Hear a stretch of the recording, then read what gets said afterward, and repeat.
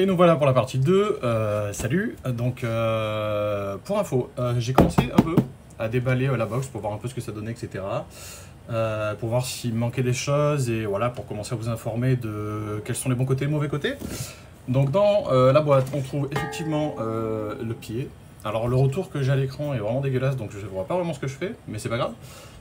Donc, on a le pied pour tenir la parabole. Le pied qui est utile si on met une parabole. Je sais pas, au sol. Après, elle a la possibilité d'être fixée sur un toit ou sur un endroit qui bouge ou un peu venteux parce qu'elle a, vous voyez, des trous dans chaque coin de pied qui permettent de la fixer avec des vis, des choses au sol ou bon, pas trop fait pour un toit. Donc ça, j'ai mis pour le moment de côté. On trouve également dans la box, hein. Dans le carton, on trouve également la box, qui est plutôt jolie, qui est ok, logo de la société. En termes de branchement, c'est là que j'ai un peu été étonné, mais on n'a pas grand chose, c'est-à-dire qu'on a l'alimentation et l'antenne. D'accord. Donc on n'a pas la possibilité de mettre de réseau, de RJ45, pas la possibilité de la connecter à un réseau local, donc on n'a que du Wi-Fi avec ça. D'accord. Donc ça c'est un problème dont on va parler après, donc ça je mets de côté. Dedans on a la belle... Alors pour le coup, c'est pas difficile à mettre en place, hein. Je l'ai essayé au sol, ça marche plutôt bien, donc on verra après. On a la notice format A3 pour ceux qui ont des problèmes de vue. C'est pas mal, mais c'est assez sommaire. Cela dit, il n'y a pas grand chose de plus à savoir puisque vous avez une application à télécharger qui vous explique tout et qui est vachement bien faite pour le coup. Et pour le reste, on a un câble. On a un câble de, je sais plus, 15 ou 20 mètres. De très bonne qualité pour le coup, il est blindé et tout, donc on voit bien que c'est un câble qui est fait pour être en extérieur, sous les toits, etc. Seul petit défaut, et ça vous l'avez vu quand j'ai montré le câble, c'est qu'on a un embout comme ça qui est quand même vachement gros. Donc si on fait des trous dans les murs, si on fait des trous dans les plafonds, si on veut passer sous les tuiles, il va falloir faire des trous un peu plus gros. Je ne sais pas trop si on voit, si c'est bon. Voilà. Et de l'autre côté, parce qu'il y en a certains qui vont me dire oui, de l'autre côté il est plus fin, bof bof. Bof bof. De l'autre côté ça donne à peu près la même chose. Ouais, c'est un peu plus soft. C'est un peu plus soft de l'autre côté, c'est-à-dire qu'on peut quand même le mettre comme ça, en rentrant dedans. Donc on est sur quand même quelque chose de plus facile à passer si on veut le passer dans l'autre sens. Ok.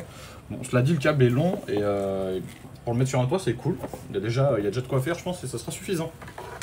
Reste dans le carton, bien évidemment, la parabole. Donc parabole pas trop lourde, plutôt esthétique, assez moderne. Après, on s'en fout, c'est une parabole quoi. Elle s'oriente toute seule. Alors je sais pas comment ça marche parce qu'elle n'est pas branchée électriquement, donc je me suis pas intéressé à ça. Mais par contre, effectivement, selon le satellite qu'elle va chercher, etc., elle s'oriente toute seule. Voilà, c'est assez rigolo, mais sinon elle n'est pas trop lourde, donc sur un pied, ça devrait pas poser de problème. Moi j'avais déjà des pieds d'antenne, c'est du coup pas compatible. C'est à ce moment-là qu'arrive un petit peu le côté un peu moins drôle, même si c'est pas bien grave. Hop, je pose l'antenne. Donc le côté un peu moins drôle, si je remets un peu ma ganache, c'est qu'il faut du coup aller sur la boutique de SpaceX pour acheter des éléments supplémentaires. Si on veut faire une installation avec un réseau câblé et pas forcément que du Wi-Fi, il faut racheter un petit boîtier qui permet justement d'avoir ce côté réseau. Qui vaut 45 €, donc c'est pas donné. Et il faut également acheter une fixation, selon si vous la mettez sur un toit ou quoi.